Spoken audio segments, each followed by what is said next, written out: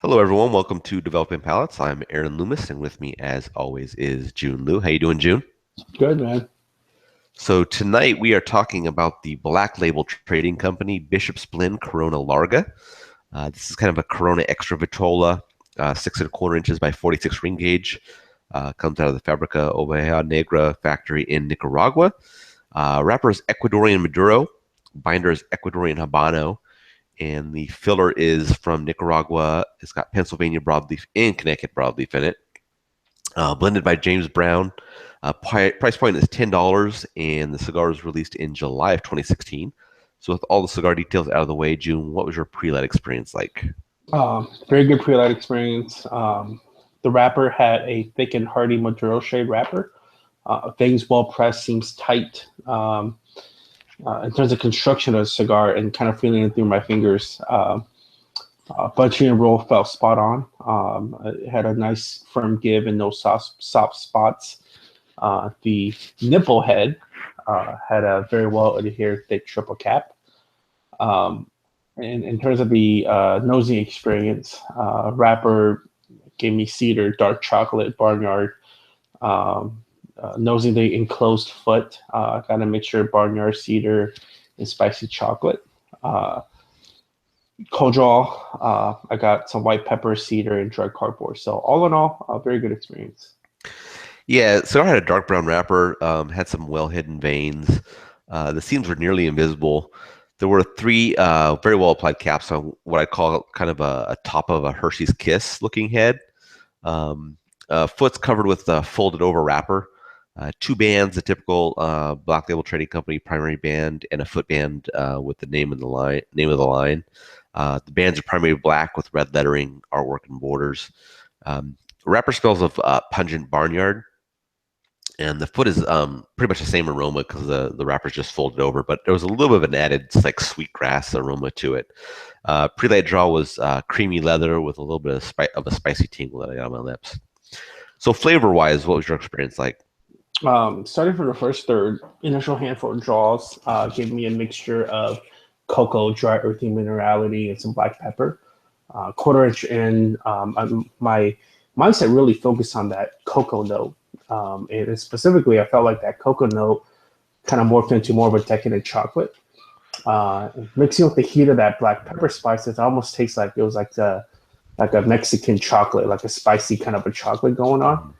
Also, at that point, I felt like the black pepper increased in intensity, and it started moving towards my back palate. And at certain times, it'll be a little irritating to my throat. Through the retro, increased black pepper, sharp cedar. Finish was black pepper on the rear palate and a lengthy, semi-sweet cream nuttiness. In terms of body strength, medium to medium full in the body, and medium full strength. And that body of strength carried forward through the remaining of the cigar. Starting moving into the second third, my primary focus is still on that chocolate note. Um, the chocolate started having milky creaminess to it.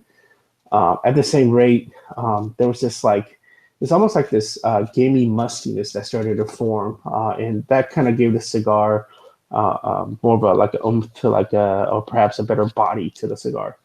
Retrohale is still the same. Increased black pepper, sharp cedar. Finish still the same with that black pepper smoothed out.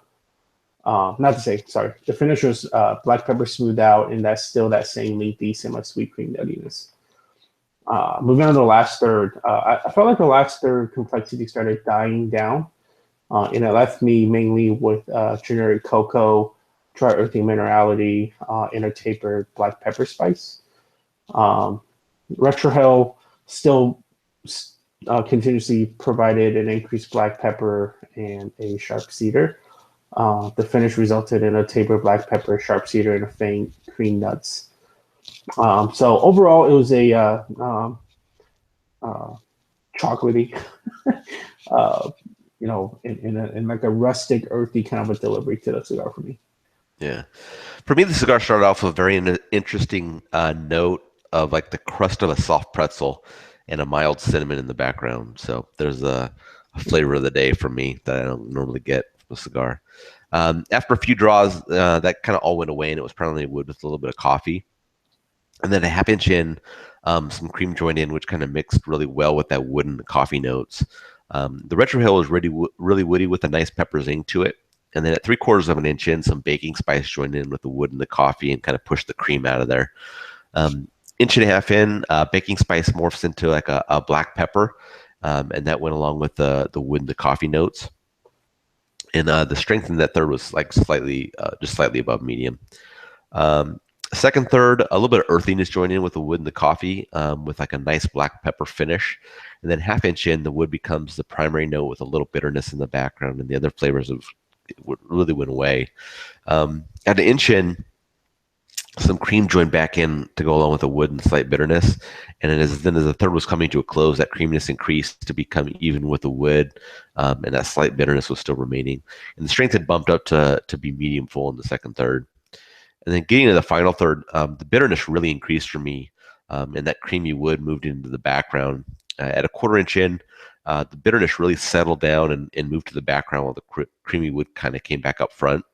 And then an inch in, the wood became more defined as oak and gained a bit of a toasty note to it. And that also translated to the retrohale. And that's kind of how the cigar finished out for me. The strength remained at that medium full level. So performance-wise, for burn and draw, what was your experience like? Very good burn and very good draw as well. I was able to get a little over 2 hours of smoking time, which is pretty good for like this Corona Larga. Burn line razor sharp throughout the whole cigar. Ashes, it was slightly flaky the whole time, and it provided like a decent structure. It's almost like, so the best ash that I've ever gotten is off of Connecticut broadleaf cigars, right? Mm-hmm. But this was like that, but it was more, it was less structure, right? There's more tears and breaks. Right. But at an average 1 inch increments, pretty good. Draw very good. It was a little snug for me, but it was still really good. And really, I mean, the barometer of that for me is, if I don't have to pay attention that much to it, Yeah. then it's a good draw. Yeah. For me, the burn was slightly wavy in the first third, and then it was, super straight the rest of the way. Ash held on in 1 inch increments, so similar to you. The draw was pretty firm for me the entire way, though. I even took a draw tool to it to see if I could open things up, but it didn't work at all. And I think that the tight draw affected the flavor kind of as I was getting into the second third and moving beyond. Because I had a really good experience in that first third, and then it just stayed really tight, and I just felt like it was kind of like holding the flavors back a bit. So overall, what were your thoughts like on this cigar? Um, I talked a lot about the chocolate note on this cigar, and just based upon that note, I feel like it was a good cigar, right? But the reason it's not a fantastic cigar is because there wasn't much of a surrounding cast that followed up with that chocolate note for me.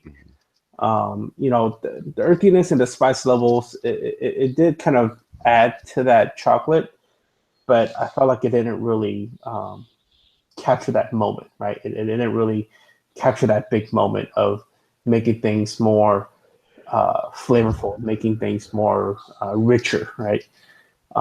But even with that said, I mean, I rarely taste chocolate notes such as this. So if I ever wanted a chocolate bomb, I guess in a word, I smoke it again. Yeah.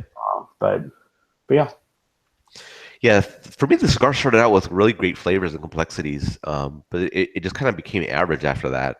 Like I said, I think the tight draw really, caused some issues with that, and the intended flavors weren't coming through for me. I mean, I've heard other people have really enjoyed this cigar, so I'm hoping to revisit this if I can get my hands on one. I know they're really limited, and we had to really track some down to get them for review. Um, I think as it stands, this is a good cigar. Another enjoyable offering from Black Label, but I need to track one down to see if I can get one with a better draw to see how those flavors transition for me, just to see if it's something that I really need to search for to see if I want to get more of these. But I think if you come across one, I think you just need to grab one to try it because they're pretty limited. I think they might kind of increase in production a little bit coming up. but we'll see. So I'm definitely interested to kind of revisit this. So getting into scores, I gave it a 6.27. You gave it a 7.00. How do you think that matches up with your experience? It matches. Overall good flavors, except for that last stir that tapered off. It was average, uh, compounded by very good construction, yielded just a good cigar. Yeah. Yeah, I think the draw just kind of did this one in for me. Um, Definitely points got deducted for how tight the draw was, but I think it also held back the flavor. So if that wasn't there, I think this might score there closer to where you had it. Um, but I'll just have to try it again to see if that's reality or not. So, but I think it's definitely it's one that other people are saying are really good as well. I could see that kind of potential here as the first serve was fantastic. Um, I keep that in mind with what their availability is like, and if you have access to one or some, I think it's definitely worthwhile giving it a shot. Any other thoughts from you on this cigar? Nope. All right. Well, if you're just catching this video on YouTube, be sure to subscribe to us, but also check out the full written review on the website, developingpalates.com. And be sure to follow us on social media channels, Facebook, Instagram, Twitter, Google+. Thank you for watching, and we will catch you on the next video.